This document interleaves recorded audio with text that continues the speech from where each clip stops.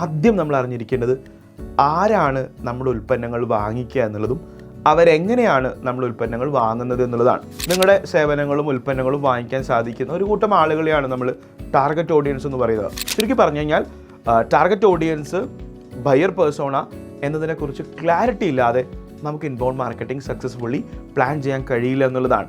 ഒരു ഉപഭോക്താവ് ഒരു പ്രൊഡക്റ്റിനെ, ഉൽപ്പന്നത്തെ സ്വന്തമാക്കുന്നതിന് വേണ്ടിയിട്ട് ആദ്യം അയാളിലേക്ക് വരേണ്ടത് ആ ഉൽപ്പന്നം വാങ്ങാനുള്ള ഡിസയർ ഉണ്ടാവുക എന്നുള്ളതാണ്. ഒരു മുട്ടുസൂചി മുതൽ ഒരു സോപ്പ് വരെ നമ്മൾ വാങ്ങിക്കുന്നതിൽ ഈ ജേണി പോകുന്നുണ്ട്. കഴിഞ്ഞ വീഡിയോയിൽ നമ്മൾ ഡിസ്കസ് ചെയ്തു ഇൻബൗണ്ട് ആയിട്ടുള്ള മാർക്കറ്റിങ്ങും ഔട്ട്ബൗണ്ട് ആയിട്ടുള്ള മാർക്കറ്റിങ്ങും, അതായത് പുഷ് പുൾ മാർക്കറ്റിംഗ് എന്നൊക്കെ. അതിൽ നമ്മൾ പറഞ്ഞിട്ടുണ്ടായിരുന്നു എല്ലാ ബിസിനസ്സും ആഗ്രഹിക്കുന്നത് അവർ ഉറങ്ങിക്കിടക്കുമ്പോഴും അവർ അക്കൗണ്ടിലേക്ക് പണം വരണം, അവരറിയാത്ത ആളുകളും അവരിൽ നിന്ന് പർച്ചേസ് ചെയ്യണം എന്നുള്ളതാണ്.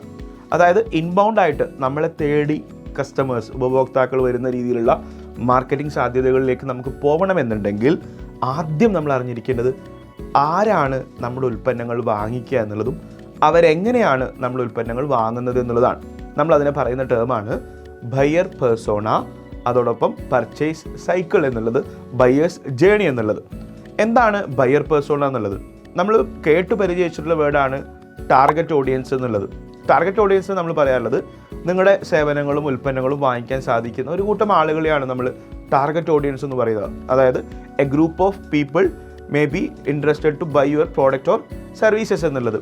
എന്നാൽ ബയർ പേഴ്സോണിലേക്ക് വരുന്ന സമയത്ത് ടാർഗറ്റ് ഓഡിയൻസിൽ നമുക്കൊരു പക്ഷേ ഡെമോഗ്രാഫിക് ഡീറ്റെയിൽസുകൾ, അതായത് നിങ്ങളുടെ ഉൽപ്പന്നങ്ങൾ വാങ്ങാൻ സാധ്യതയുള്ള ആളുകളുടെ പ്രായം, അവരുടെ ജെൻഡർ, അവരുടെ സ്ഥലങ്ങൾ, അങ്ങനെ തുടങ്ങിയിട്ടുള്ള ഡെമോഗ്രാഫിക് ഡീറ്റെയിൽസുകളാണ് വരുന്നതെങ്കിൽ ബയർ പേഴ്സോണിലേക്ക് വരുന്ന സമയത്ത് കുറേ കൂടി ഡീറ്റെയിൽ ആയിട്ടുള്ള സൈക്കോളജിക്കലും അവരുടെ ഇൻട്രസ്റ്റും അവരുടെ ഹാബിറ്റും അവരുടെ ബിഹേവിയറും ഇൻഡെപ്ത് ആയിട്ട് നമ്മൾ പോകുമെന്നുള്ളതാണ്. ബയർ പേഴ്സോണ നമുക്ക് പ്രിപ്പയർ ചെയ്യണമെന്നുണ്ടെങ്കിൽ റിസർച്ചിനോടൊപ്പം തന്നെ CRMൽ നിന്നും നമ്മുടെ ഇൻറ്റേർണൽ ടീമിൻ്റെ അകത്തുനിന്നും നിലവിൽ നമ്മുടെ ഉപഭോക്താക്കൾ ആരൊക്കെയാണ് എന്നുള്ളതിനെക്കുറിച്ചൊക്കെയുള്ള ഡീറ്റെയിൽസുകൾ ആവശ്യമാണ്. ചുരുക്കി പറഞ്ഞു കഴിഞ്ഞാൽ ടാർഗറ്റ് ഓഡിയൻസ്, ബയർ പേഴ്സോണ എന്നതിനെക്കുറിച്ച് ക്ലാരിറ്റി ഇല്ലാതെ നമുക്ക് ഇൻബൗണ്ട് മാർക്കറ്റിംഗ് സക്സസ്ഫുള്ളി പ്ലാൻ ചെയ്യാൻ കഴിയില്ല എന്നുള്ളതാണ്. രണ്ടാമത്തെ ടേം ഞാൻ പറഞ്ഞു ബയേഴ്സ് ജേണി എന്നുള്ളതാണ്. ഒരു ഉൽപ്പന്നം നമ്മൾ കണ്ടെത്തുന്നത് മുതൽ വാങ്ങുന്നത് വരെ നമ്മൾ പോകുന്നൊരു ജേണിയുണ്ട്. ഒന്നും നമ്മൾ കണ്ടു ഇഷ്ടപ്പെട്ടു വാങ്ങി എന്നുള്ളത് പോലെയല്ല പോകാറുള്ളത്. നമ്മളൊരു ഉൽപ്പന്നത്തെ അല്ലെങ്കിൽ നമ്മളൊരു ബ്രാൻഡിനെ, ബിസിനസ്സിനെ കണ്ടെത്തുന്ന, ഡിസ്കവർ ചെയ്യുന്ന ആ സ്റ്റേജ് മുതൽ നമ്മൾ സാധാരണ ഷോർട്ടായിട്ട് 3 സ്റ്റേജായിട്ട് പറയാറുണ്ട്. അവയർനെസ്, കൺസിഡറേഷൻ, കൺവേർഷൻ എന്നുള്ളതാണ്. നമുക്കറിയാവുന്നതുപോലെ ഓല ഇലക്ട്രിക്കൽ സ്കൂട്ടറും അല്ലെങ്കിൽ ആപ്പിൾ ഐഫോണിൻ്റെ പല പ്രോഡക്റ്റുകളും ലോഞ്ച് ചെയ്യുന്ന സമയത്ത് അല്ലെങ്കിൽ അനൗൺസ് ചെയ്യുന്ന സമയത്ത് അതിൻ്റെ പ്രൈസ് പോലും ഡിസ്ക്ലോസ് ചെയ്യാറില്ല. ദാറ്റ് മീൻസ് ഇനീഷ്യൽ സ്റ്റേജിൽ, അവയർനെസ് സ്റ്റേജിൽ ഒരു ഉപഭോക്താവ് ഒരു പ്രൊഡക്റ്റിനെ, ഉൽപ്പന്നത്തെ സ്വന്തമാക്കുന്നതിന് വേണ്ടിയിട്ട് ആദ്യം അയാളിലേക്ക് വരേണ്ടത് ആ ഉൽപ്പന്നം വാങ്ങാനുള്ള ഡിസയർ ഉണ്ടാവുക എന്നുള്ളതാണ്, ഇൻട്രസ്റ്റ് ഉണ്ടാവുക എന്നുള്ളതാണ്. സോ ഈ ജേർണി നമ്മൾ മനസ്സിലാക്കേണ്ടതുണ്ട്. ഒന്ന് ആലോചിച്ച് നോക്കുക, ഞാൻ ബാംഗ്ലൂരേക്ക് പോവുകയാണ്. ഇന്നത്തെ ദിവസം എനിക്ക് അവിടെ താമസിക്കാൻ ഒരു ദിവസം സ്റ്റേ ചെയ്യുന്ന വേണ്ടിയിട്ടുള്ളൊരു മുറി ആവശ്യമാണ്.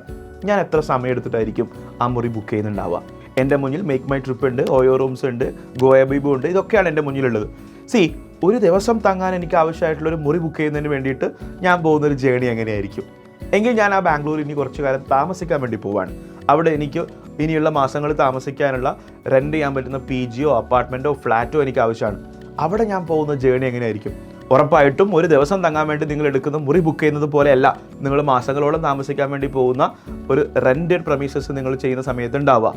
ഇനി ആലോചിച്ച് നോക്കാം, മൂന്നാമത്തെ ഒരു കേസ്, നമ്മൾ സ്വന്തമായിട്ടൊരു വീട് വാങ്ങാൻ തീരുമാനിച്ചു, ഒരു അപ്പാർട്ട്മെൻറ്റ് വാങ്ങാൻ തീരുമാനിച്ചു. അങ്ങനെയാണെങ്കിൽ അതിനെടുക്കുന്ന സമയം എന്തായിരിക്കും?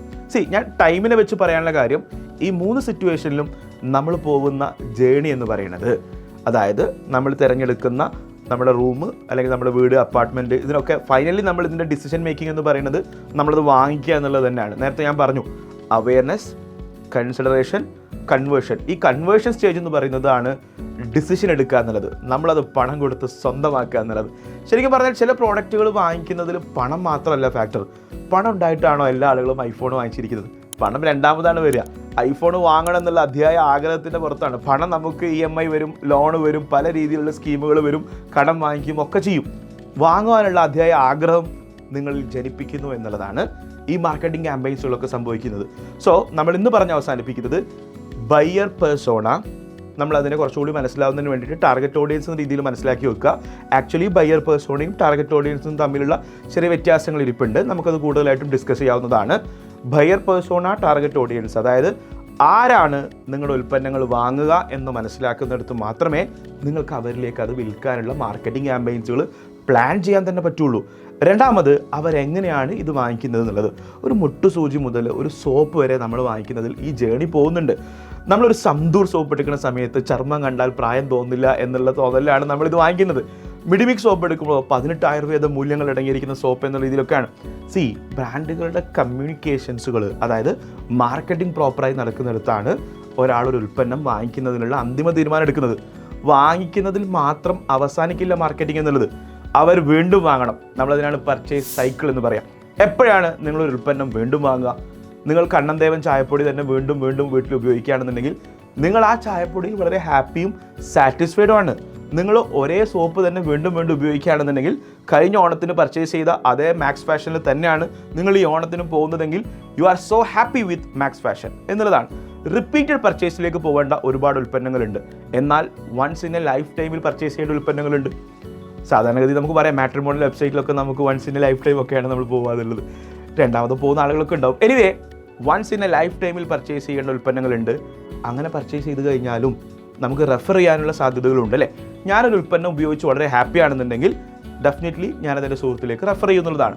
So purchase cycle, buyers journey, ഇതിനെക്കുറിച്ചുള്ള ക്ലാരിറ്റിയും നമുക്ക് ഉണ്ടാകുന്നിടത്ത് മാത്രമേ സക്സസ്ഫുള്ളി ഇൻബൗണ്ട് മാർക്കറ്റിംഗ് നമുക്ക് പ്ലാൻ ചെയ്യാനും സ്ട്രാറ്റജി ഇംപ്ലിമെൻറ്റ് ചെയ്യാനും എക്സിക്യൂട്ട് ചെയ്യാനും സാധിക്കുള്ളൂ. മറ്റൊരു വീഡിയോയിൽ വീണ്ടും കാണാം. Thank you so much for watching us.